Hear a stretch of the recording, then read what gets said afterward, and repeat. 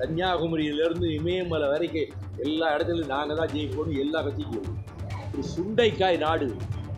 இங்கே இருக்கக்கூடிய கோடானு கோடி தமிழர்கள் பலத்த மூச்சு விட்டாலே காற்றிலே பறந்து போகக்கூடிய ஒரு நாடு. ஒரு அங்குல மண்ணை கூட, இந்திய மண்ணை இன்னொரு நாட்டுக்கு தாரை வார்க்க யாருக்கும் அதிகாரம் கிடையாது. டக்ளஸ் தேவானந்தா தமிழ் இனத்தின் முதல் எதிரி இலங்கையில். 5.5க்கு மேலே இருந்தாலே ஃப்ராக்ஷன் 6ல் தான் போகணும். இந்த தவறை எலெக்ஷன் கமிஷன் தான் செஞ்சது. அதனால தான் நாங்கள் இழக்க வேண்டி வந்தது.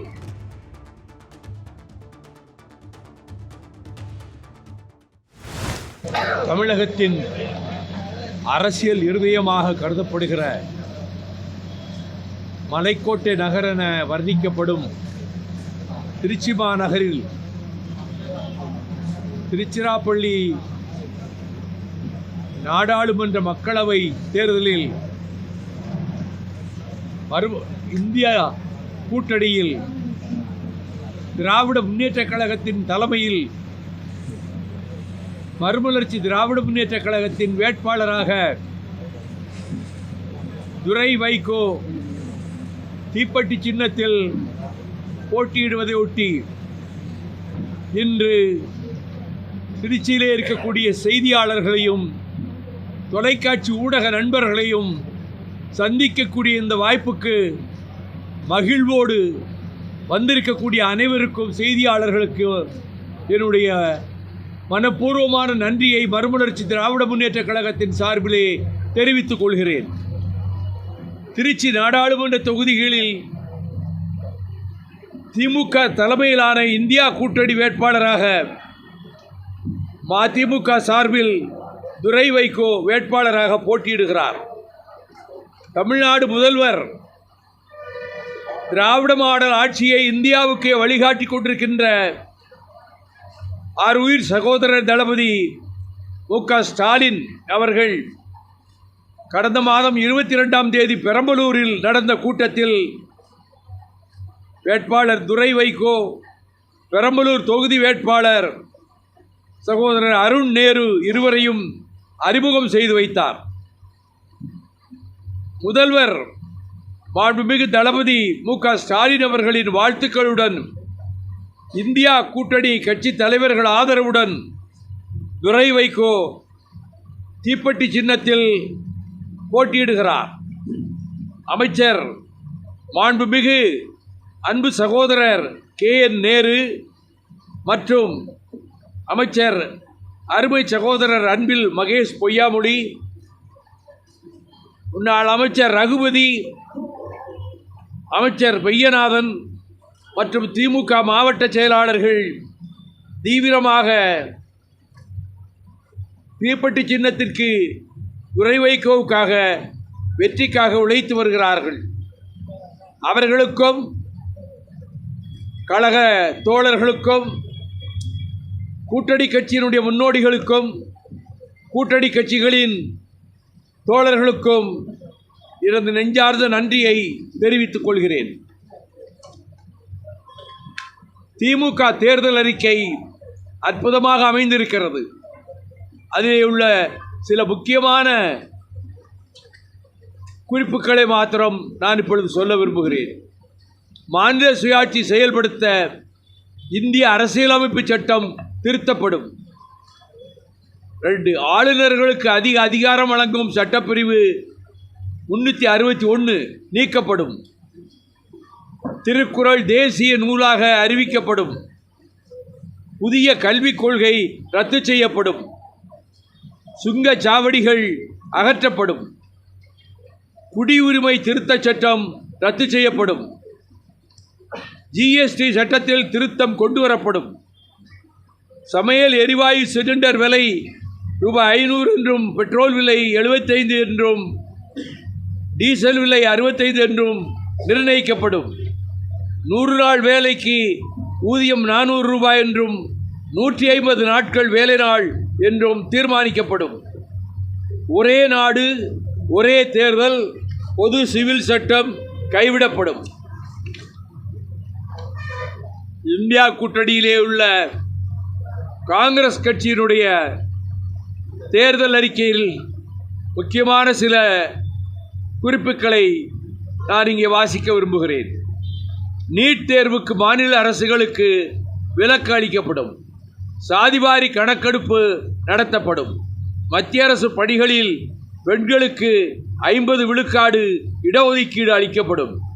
இடஒதுக்கீடு உச்சவரம்பு 50 விழுக்காடு என்பது உயர்த்த சட்ட திருத்தம் கொண்டு வரப்படும். வேளாண் விளைபொருள்களுக்கு MS சுவாமிநாதன் குழு பரிந்துரை அடிப்படையில் குறைந்தபட்ச ஆதார விலை நிர்ணயிக்கப்படும். மக்களின் தனிப்பட்ட சுதந்திரத்தில் நியாயமற்ற முறையில் தலையிடும் அனைத்து சட்டங்களும் விதிகளும் ரத்து செய்யப்படும். செஸ் வரி வசூலில் மாநிலங்களை ஏமாற்றும் பாஜக அரசின் சட்டத்திற்கு முற்றுப்புள்ளி வைக்கப்படும். இப்பொழுது மறுமலர்ச்சி திராவிட முன்னேற்ற கழகத்தின் தேர்தல் அறிக்கையை இங்கே வெளியிடுகிறேன்.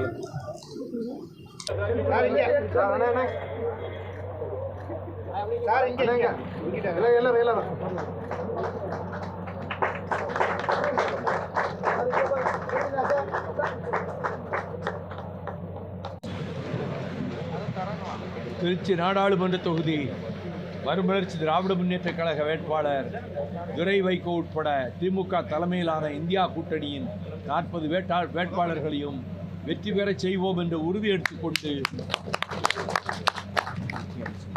18வது நாடாளுமன்ற தேர்தலில் மறுமலர்ச்சி திராவிட முன்னேற்ற கழகம் முன்வைக்கின்ற தேர்தல் அறிக்கையில் முக்கியமான சில பகுதிகளை மாற்றம் நான் இங்கே வாசிக்க விரும்புகிறேன். 1 சுயாட்சியும் கூட்டாட்சியும், 2 மதச்சார்பின்மை, 3 சமூக நீதி, 4 தமிழ் ஆட்சி மொழி, தமிழ் செம்மொழி, தேசிய நூலாக திருக்குறளை அறிவித்தல், மொழி திணிப்பை எதிர்ப்போம், இந்தி திணிப்பை எதிர்ப்போம், கல்வி உயர்கல்வி, மதுரை எய்ம்ஸ் மருத்துவமனை குறித்து அதை உடனடியாக செய்து முடிக்க வைப்பதற்கு வேண்டிய ஊக்கமும் உந்துதலும் தூண்டுதலும் செய்வோம்.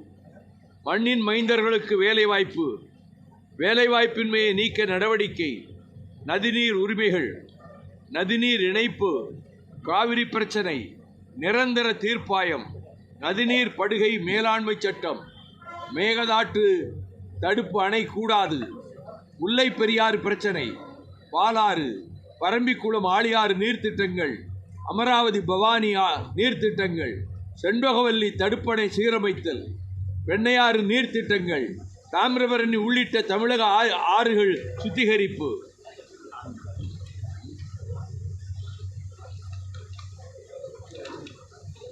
அணை பாதுகாப்பு மசோதா, சேது கால்வாய் திட்டம், தமிழ்நாட்டில் கனிமவள மின் ஏலம் ரத்து, வேளாண்மை, வேளாண் நிதிநிலை அறிக்கை, பாதுகாக்கப்பட்ட வேளாண் மண்டலம், வேளாண் கடன் தள்ளுபடி மற்றும் நிவாரணம் வழங்கல், பயிர் காப்பீடு, விளைபொருள் விலை நிர்ணயம், வேளாண் பொருள்கள் இறக்குமதி, விளை நிலங்களில் உயர்மின் கோபுரம் கூடாது, இயற்கை வேளாண்மை ஊக்குவிப்பு, தென்னை சாகுபடி, கொப்பரை தேங்காய், சிறுதானிய கொள்முதல் கிடங்கு, உணவு மானியம், இயற்கை வளங்கள் மற்றும் சுற்றுச்சூழல் பாதுகாப்பு, கழிவு மேலாண்மை, காலநிலை மாற்றம், மணல் கொள்ளை, நகர்ப்புற வறுமை நீக்க புதிய திட்டம், பொருளாதார சீர்திருத்தம், அமெரிக்க டாலருக்கு நிகரான ரூபாய் மதிப்பு வீழ்ச்சி, பெட்ரோல் டீசல் விலை குறைப்பு, சரக்கு மற்றும் சேவை வரி GST நீக்கம், சிறு மற்றும் குறுந்தொழில்கள் பாதுகாப்பு, தொழில்துறை, சுங்கச்சாலை வரி, கோவை சிறுதொழில்துறை, தென் மாநிலங்களுக்கு நிதி, தமிழக ரயில்வே திட்டங்கள், மூத்த குடிமக்களுக்கான ரயில்வே சலுகை, தொழிலாளர்கள் நலன், பொதுத்துறை நிறுவனங்களில் நிர்வாக குழு நியமனம், பன்னாட்டு நிறுவனங்கள், சிறு குறு மற்றும் நடுத்தர தொழில், தகவல் தொழில்நுட்பத்துறை, தகவல் தொலைத்தொடர்புத்துறை, புதிய தொழில்நுட்பங்களை வரைமுறைப்படுத்துதல், செயற்கை நுண்ணறிவு, கிரிப்டோ கரன்சி, இராணுவ தளவாட தொழிற்சாலை, பொதுத்துறை நிறுவனங்களில் பழைய ஓய்வூதிய திட்டம், வருங்கால வைப்பு நிதி, மீனவர் நலன், மீன்பிடி துறைமுகங்கள், கச்சத்தீவு, கடற்கரை ஒழுங்குமுறை மண்டல அறிவிப்பு ஆணை, கைத்தறி விசைத்தறி நெசவு தொழில், தீப்பெட்டி பட்டாசு தொழில், மகாத்மா காந்தி தேசிய ஊரக வேலை உறுதி அளிப்பு திட்டம். பத்திரிகையாளர்கள் நலன், தேசிய மருத்துவ ஆணையம், வணிகர் நலன், சில்லறை வணிகத்தில் அயல்நாட்டு முதலீடு, ரூபாய் நாணய குழப்பங்களை களைதல், சாதிவாரி கணக்கெடுப்பு அவசியம், பிற்படுத்தப்பட்டோர் நலன், குருமன்ஸ் பழங்குடியினர் சாதி சான்று, தாழ்த்தப்பட்டோர் மற்றும் பழங்குடியினர் நலன், முன்னேறிய சமூகத்தினருக்கு இடஒதுக்கீடு திரும்பப் பெறுதல், சிறுபான்மையினர் நலன், சிறுபான்மை மாணவர்களுக்கு கல்வி உதவித்தொகை வழங்குதல், பொது சிவில் சட்டம் கூடாது, குடியுரிமை திருத்தச் சட்டம் திரும்ப பெற வேண்டும், மகளிர் மற்றும் குழந்தைகள் நலன், மாற்றுத்திறனாளிகள் நலன், அயலக தமிழர் பிரச்சனைகள், இளைஞர் நலன் மற்றும் விளையாட்டுத்துறை, போதை பழக்கத்திலிருந்து இளைஞர்களை மீட்க பொது இடத்தில் புகைப்பிடிக்க தடை, முதியோர் நலன், மூன்றாம் பாலினத்தவர் நலன், வெளியுறவுத்துறை, வெளியுறவு கொள்கை, சட்டம் மற்றும் நீதித்துறை, நீதிமன்றத்தில் தமிழ், உச்சநீதிமன்ற உயர்நீதிமன்ற கிளை அமைத்தல், நீதிபதிகள் நியமனம், சட்டக்கல்லூரிகள் கட்டமைப்பு, சென்னை உயர்நீதிமன்ற பெயர் மாற்றம், வருவாய் வட்ட தலைநகரங்களில் நீதிமன்றம், தேர்தல் சீர்திருத்தம், நாடாளுமன்ற தொகுதி குறைப்பு, ஒரே நாடு ஒரே தேர்தல் என்பது கூடவே கூடாது, உள்ளாட்சி தொகுதி வரையறை, ஒன்றிய அரசின் உள்ளாட்சி நிதி, நாடாளுமன்ற உறுப்பினர் தொகுதி அலுவலகம், மின்சார சட்ட திருத்த முன்வடிவு 2022 அதை திரும்ப பெறுதல், NLC நெய்வேலி நிலக்கரி சுரங்கம் 3வது சுரங்கம், சாலை போக்குவரத்து சாலை பாதுகாப்பு மசோதா, அதிக ஒளி தரும் LED பல்புகளை தடை செய்க, சேலம் சென்னை 8 வழி பசுமை சாலை திட்டம், வானூர்தி நிலையங்கள் மேம்பாடு, தனியாருடன் இணைந்த வானூர்தி நிலையங்கள், திருச்சி வானூர்தி நிலையம், ஸ்டெர்லைட் ஆலைக்கு நிரந்தர தடை, நியூட்ரினோ தடை செய்யப்பட வேண்டும், சீமை கருவேல மரங்கள் அழிப்பு, ஹைட்ரோ கார்பனுக்கு நிரந்தர தடை, ராமநாதபுரம் அரியலூர் மாவட்டங்களில் ஹைட்ரோ கார்பன், கூடங்குளம் அணு உலையை மூடுதல், கூடங்குளம் அணு உலை கழிவு மேலாண்மையின் கோளாறுகள், கல்பாக்கம் ஈனுலையை அகற்றுதல், தொல்லியல் ஆய்வுகள், தமிழக அகழாய்வின் சிறப்புகள், பூம்புகார் கடலாய்வு, சுற்றுலா வளர்ச்சி, தூக்கு தண்டனை ஒழிப்பு, தமிழ் ஈழம் மலர பொது வாக்கெடுப்பு, தமிழீழமே தீர்வு, விடுதலை புலிகள் மீதான தடை நீக்கம், புதுவை மாநிலம்.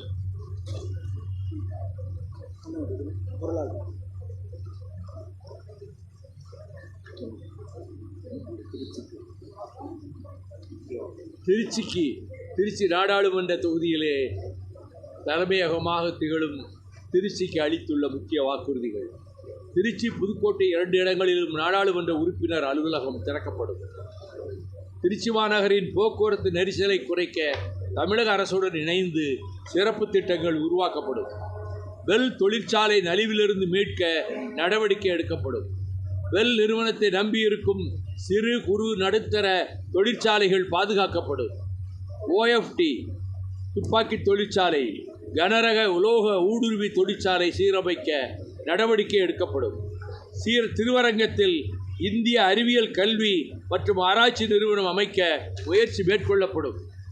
இந்தியா கூட்டணி வெற்றி பெற்று ஆட்சி அமைந்தால் காங்கிரஸ் முன்னணி தலைவர் மாண்புமிகு ராகுல் காந்தி பிரதமர் ஆவார் என்று முதலமைச்சர் மாண்புமிகு தளபதி மு.க. ஸ்டாலின் கூறியதை அப்படியே நானும் மறுமலர்ச்சி திராவிட முன்னேற்ற கழகமும் வழிமொழிகிறோம்.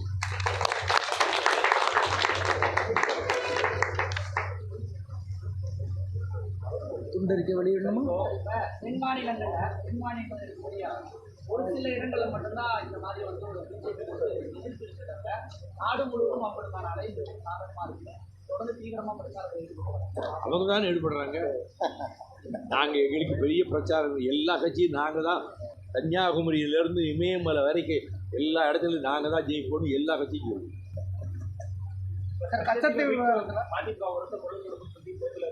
ஆமாம்.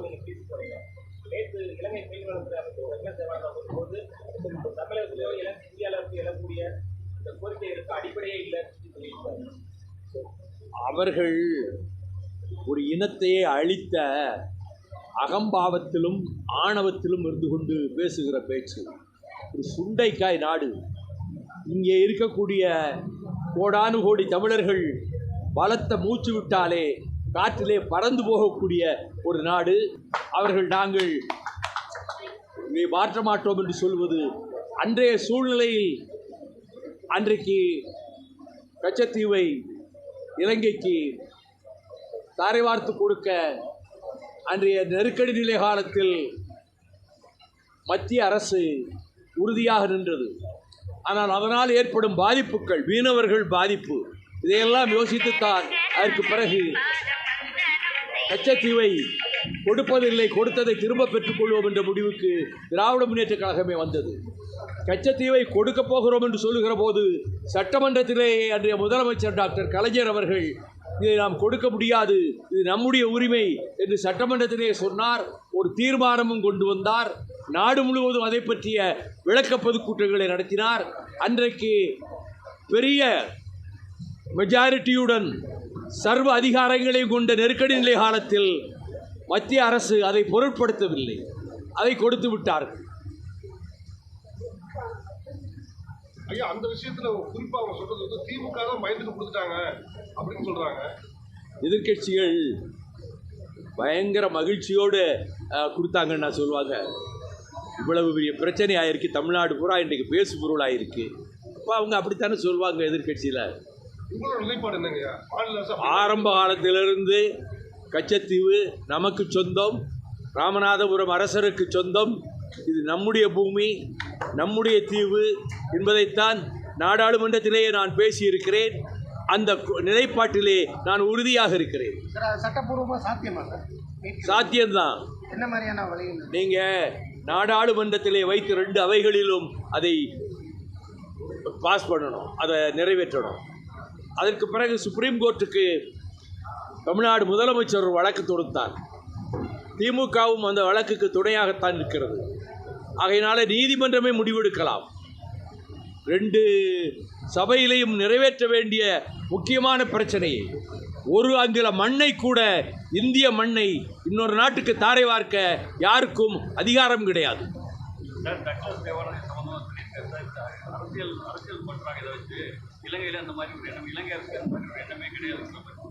ஒரு நல்ல ஆள் பேரையிலையும் சொல்லியிருக்கீங்க, டக்ளஸ் தேவானந்தா, தமிழ் இனத்தின் முதல் எதிரி இலங்கையில். இது சம்பந்தமா வந்து இந்த கச்சத்தீவு சம்பந்தமா ஏற்கனவே முதல்வர் ஜெயலலிதா, மறைந்த முதல்வர் ஜெயலலிதா வந்து உச்சநீதிமன்றத்தில் வழக்கு தொடர்ந்தா சொல்லியிருந்தாங்க. அப்புறம் வாஜ்பாய் இது தொடர்பாக வந்து வழக்கு தொடர்ந்தா சொல்றாங்க. அந்த வழக்கோட நிலைமையில இப்போ எப்படி இருக்கீங்க? பெண்டிங்கிலே இருக்கு. அதை விரைவுபடுத்துறதுக்கு ஏதாவது வழி இருக்குங்களா? முயற்சி, தேர்தல் முடியட்டும், அதை விரைவுபடுத்துவதற்கு முதலமைச்சர் நடவடிக்கை எடுப்பார். நானும் உடனிருந்து அதற்கு ஏற்பாடு செய்வதற்கு உதவியாக இருப்பேன்.